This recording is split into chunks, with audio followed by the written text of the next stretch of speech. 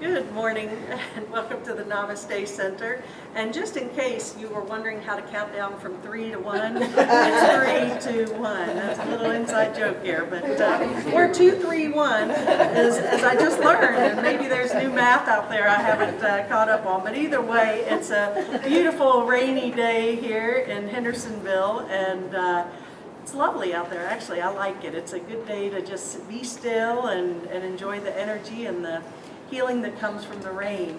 I do have to, I got an email this week from a gal in Florida. Actually, she's a minister that I ordained last year, I believe, or 2 years ago. And she lives down there and up here part-time, and she had sent me an email and said, I listened to your talks on, my computer. And actually, she projects them onto her TV. And she sent me a picture of me on the TV of her watching it. And so, hey, Carol. So it was really cute, though. The way the picture's hysterical. And it's as I was telling. I think I was sharing with you, Eileen, that although I enjoy this and I'm glad that people do listen to it, I think I've got more of a face for radio, than TV. But it is what it is. And so there you go. That's why I think I like radio so much. But anyway, I wanted to talk a little bit today about spiritual mastery or living in mastery consciousness, and what that, what's come up for me through this process, and all that seems to be happening, and everything is accelerating at warp speed. It's like, just spinning and spinning, and it's amazing. And I don't believe it's just me who's experiencing this. It's like, 1 minute it's enlightenment, and the next minute I want to smack somebody, and then the next minute I love you, and it's just like, but I always do choose to get back to the forgiveness and blessing, even though I may get caught up in the ego for a bit. I do know that my role, the greatest gift I can give myself into the world, is forgiveness. And so that's always there in the forefront of my mind, is that even though I'm upset in this moment, I don't have to stay there. And so a couple of things, I spoke a couple of weeks ago about mastery, and I do believe the potential that we have as spiritual beings, we haven't even really tapped into it at all. And we've tapped into it some, but we haven't really managed to literally heal the sick and raise the dead. Some people have, but not many of us. And there's a lot of things that still, the vibhuti, that Sai Baba, he would just do his hands and he would just have that vibhuti, the ash, that he would manifest. Apparently he could manifest coins and all sorts of things. I believe, there are gifts beyond our imaginings that we have. Yet we get so caught up in, the drama, the judgment, the fear, and everything that we don't have, that just clouds our ability to really live in mastery. And I was on a bit of a mission, because we're so blessed here. We've got so many great offerings, and this one's teaching this about healing, and we're learning this and that and all sorts of wonderful things. It's like, oh, I want to do that, and experience that. And sometimes it gets a little bit like, okay, take a breath, and where does all this fit in? I still find that's my passion. I love to learn and experience everybody's message, which I think is wonderful, because they're all valid. And not to say that every Wednesday night presenter that comes here is going to be someone that you have to say, oh, I want to do that, or I want to do that. It's listening to your heart and saying, oh, this is a fit. I'm interested in this. Oh, that was interesting, but I don't think that's a fit for me in consciousness. So to be able to discern, what is the highest best for each of us individually, and to be able to offer a place, a home for people who are wonderful teachers and healers to present, and as they say in other rooms, take what you like and leave the rest, So I got my personality. For those of you that know me, I'm a go-for-it person, and I just push hard, and then a lot of times crash and burn, and I choose not to do that again. So I was wondering, and this past bout, I was really looking at what, why was I sick for 6 weeks with pneumonia? And it was just because I was just spinning. I was just doing too much. I got a message loud and clear. Well, again, the one thing that I'm happy and proud of in myself is, even though I get upset over certain situations, I do always check back in and say, okay, I can choose peace. That again, I'll mention the Marianne Williamson practice. Before you put your head on the pillow at night, ask yourself, who have I not forgiven today? But you don't want to take that to sleep with you. It's so powerful. Forgiveness is our real function. And, as we talk about here with our visions and dreams for the Namaste Center, they're useless, or they're not going to happen, or they're not going to sustain themselves if they're built on sand, or if that strong foundation is not established. Well, I'm beginning to really get the same true with the living mastery. And until we, get the baby steps in place, it's not about going out there and jumping and projecting too far down the line. And my miracle actually happened because I give, this a lot of thought. And a couple of weeks ago on our radio show, we had and I posted it, I think, on our mailing last week. It was an interview with a fellow named Doug Bennett. And he's, all about the quantum field. And this guy is he's a brain. I mean, he's studied and researched, and he's he's done it all. He said he's read all the self-help books. He's done everything, gone down this path and that path. And one thing we got, and he is speaking here next week, and he's very, very good. So I do hope that you all tell your friends, because he's wonderful. But one thing where I had my miracle, my shift in perception, was when he said through all of this studying and all these, the research that he has done on, how things work and how to evolve spiritually and so on and so forth, as he began to really get into this, he said it all came back to a pretty simple thing to him. And it was just living a good life. And, to me, that was like, that right now feels like mastery to me. And what goes with living a good life? Living a good life, attributes of that would be a balance, good friends, fresh air and exercise, nature, good food, lots of laughter. Just being able to not stress in life. Just have a very comfortable and good life. I mean, that right in itself takes a level of mastery. It's because so many of us, especially now, our wheels are spinning and we're chasing this and chasing that just to breathe in this moment and live a good life, I really am getting at a huge level the value of that. And I'm really focused on that. I'm choosing to get more in touch, with nature again, and getting a little, more interest in things, playing golf and things a little bit more. All of these things that have been great bringers of joy into my life in the past. So living a good life to me is a key to mastery. And then, when we do this, it's like, well, where do we fit in beyond, just our little circle? Maybe we've got our individual life, and then we got our family life, and then we have our Namaste Center life, and our work life, and families, and et cetera, et cetera. But, it all stems, I think, from our own presence and where we are in each moment. So the greatest gift is, it comes back to being really simple. Just be happy, be joyful, live a good life.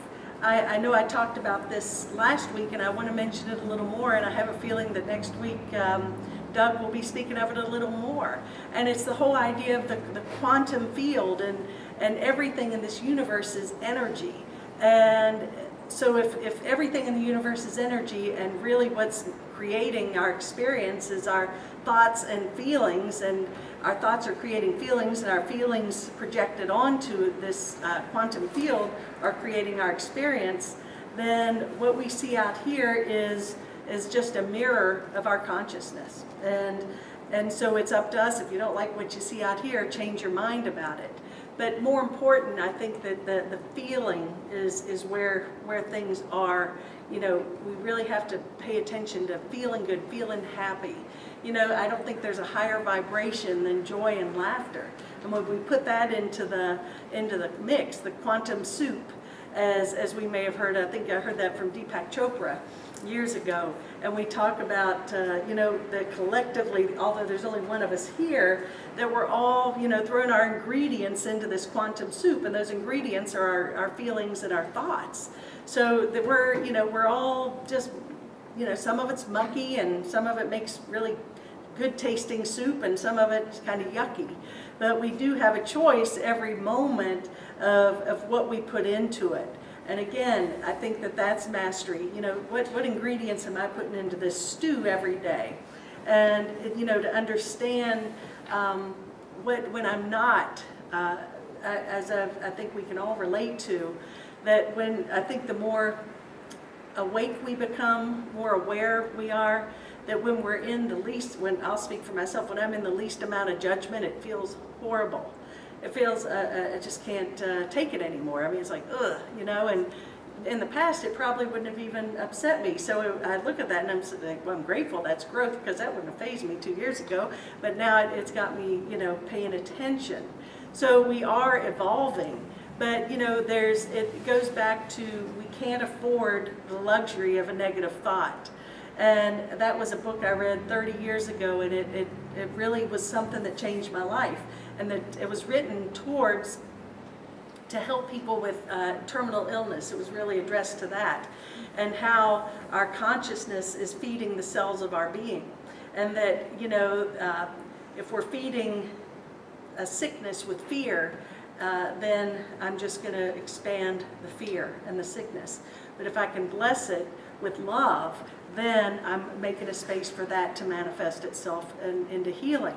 And I was listening again this morning on the way over to the Christian Science radio show, and they were speaking about exactly what we talk about, the power that Jesus had to heal.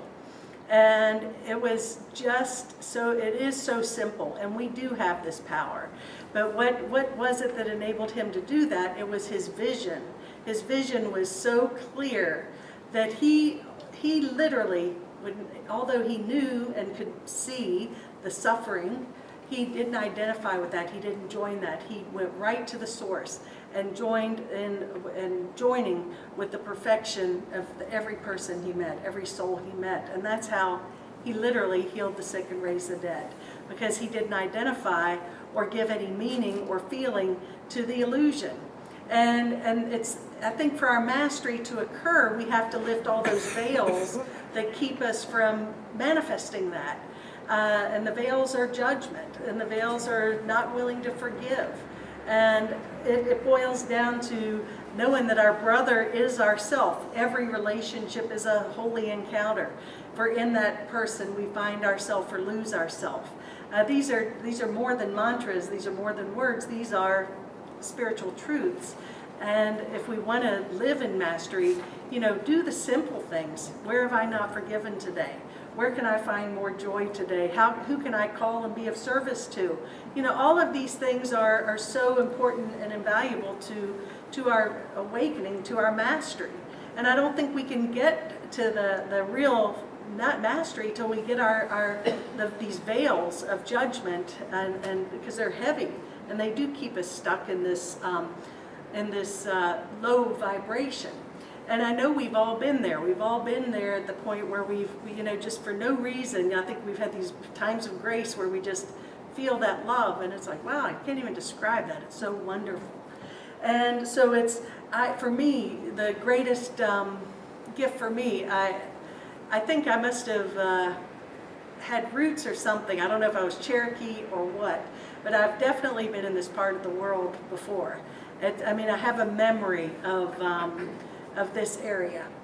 so much, and I must have done, been a goat or something at Carl Sandburg, because I love that place, and I don't know, it's just, I love it, and it's so every time I'm there, I feel like I'm home, and so it's if you haven't been there, you need to go, because it's, even if you're not a big hiker, you can walk around the lake. They also have a little cart that'll take you up to the house, and you can go see the goats. So you can do as little or as much as you want to, but it's a wonderful, wonderful place, and it's, the energy there is so good. We went to Patton Park last week, and it's a wonderful place too. It's just right over here, but the energy wasn't the same for me.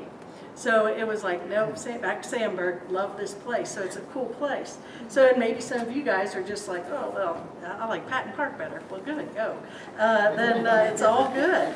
But again, last week I had made a few statements. We had spoken about the incidents in Boston and the explosion in Texas and all these crazy things that are happening in the world, and all the fear being projected, and I know that Bill pulled me aside on Monday night, and I'm glad he did, because I never, my goal, my intention is when I get up here and talk is to share my experience, share what I learned. I'm not coming as a master, I'm coming as a person sharing my experience, period. And Bill made a good point. Well, what if it was one of your loved ones who was the one shot or killed or blown up in that incident? Would you be so willing to forgive? And probably not. I mean, to be honest, probably not. But what I did pick up, and again from Marianne Williamson, which I thought was so powerful, maybe if we're that close to it, we're not able to offer forgiveness and be forgiving, because it's just too raw, too close. But for those of us that maybe aren't attached and emotionally invested in it to a degree, we're the ones who can bring the peace and the love to it. And I think that, she's all about sending these blasts of love to, every time there's something that happens, send a blast of love to Boston, send a blast of love to Texas. And I think that's so important. Where we can be that presence, where it's not so close and raw, do what we can. And, sometimes we're going to be the givers, and sometimes we're the receivers. As A Course in Miracles says, for those of us that temporarily seem to have more, we give to those who temporarily seem to have less. Even though we're all complete and whole, we all are interacting in this journey and process. And nobody is exempt from as long as we exempt one soul from our experience, we are keeping ourselves in that low vibration, and there's not much mastery there. Well, the Course in Miracles has just a quote here, which I find is very powerful. And it says, "Are you invulnerable? If so, then the world is harmless in your sight. Do you forgive? Then is the world forgiving.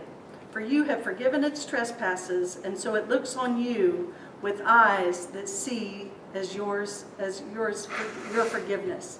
So in other words, if we're invulnerable, if we just live in the world with forgiving eyes, then that's what's going to be expressed back to us.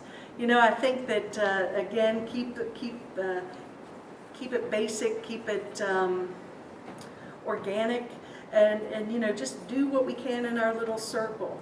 When the news is on, yeah, of course, if it's a loved one that was in that explosion, it's not going to be like, oh, I forgive you, and I see the eyes of God. I mean, I think it's possible. I really do. I've seen it. I do believe it's possible. Maybe not likely, but possible. So I'd like to keep that idea that it is possible. But on the other end of it, if someone is suffering, the greatest gift I can do is not join the suffering, but to join in sending the love and compassion to those situations. So that's a great gift we can offer to our brothers and sisters who are seeming to be suffering at this time, and a lot of people are. Detached compassion. I don't have to join in on your, I can see that you're hurting, but I don't have to put my, emotions into it. I can be very compassionate and loving and understanding. So it's really, that's mastery. That's something practical we can all do right now.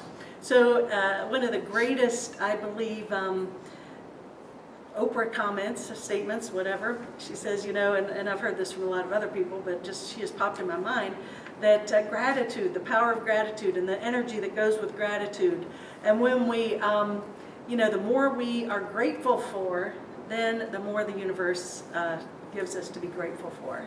And I find that most people, this woman, Irene, we called her church lady in Florida, she died just last year at 102 or something, and she knew her Bible in and out, but we talked about, she goes, get off the hose, you're stepping on the hose, and the judgment, and when we're not grateful, we're just stepping on that flow of good coming into our life. So gratitude begets more to be grateful for. So that's a great tool. That's a tool for mastery right now. We can all be grateful for what we have. And we are blessed. And then real mastery is when we're grateful because we know that even though something mucky is in our field, that too is a gift. When properly perceived, everything is a blessing and a gift in our life if we would just get it, see it that way. So gratitude for everything. I believe the more we lift that veil, our spiritual gifts do manifest at a greater level. We become more psychic, more tuned in, more connected, more aware. So these are all attributes of forgiveness and gratitude and non-judgment. I really do think that a great thing too is, we've been all through the paradigm of,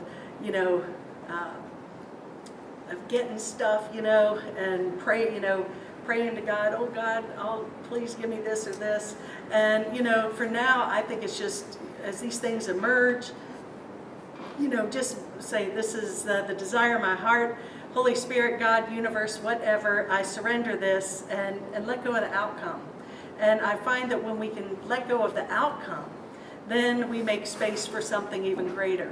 An example, a friend of mine, Lindsay, who I do the radio show with, her son is a rabbi, and he's a very smart young man. He's a graduate of Tufts, I believe, and engineering degree.